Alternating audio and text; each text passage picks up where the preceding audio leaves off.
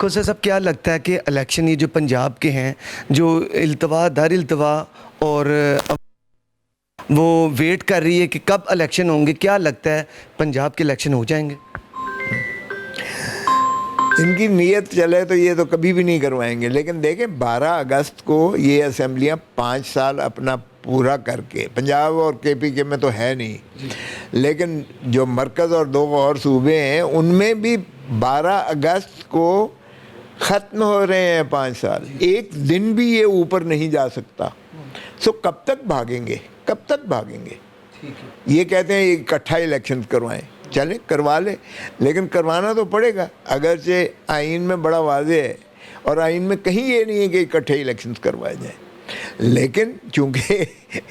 ان کی ماشاءاللہ انہوں نے جو 1.25 سال میں جو کچھ حشر کیا ہے اس قوم کا اور ملک کا، اور جو مہنگائی کا ایک سونامی مسلط کیا ہے، اس سے ان کا پولیٹیکل کیپٹل زیرو ہو گیا ہے۔ سو اس لیے یہ کتا بکیا ہے، کب تک بھاگیں گے؟ چلیں کر لیں، لیکن 12 اگست کو تو اسمبلیاں ختم ہو رہی ہیں، کیئر ٹیکرز نے آنا ہے۔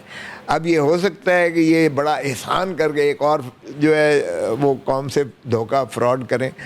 کہ جی 1 ہفتہ پہلے تحلیل کر کے تو پھر 90 دن مل جائیں گے پھر کیئر ٹیکرز کو۔ اگر یہ کمپلیٹ کرتی ہے، مکمل کرتے ہیں 12 اگست کو، تو پھر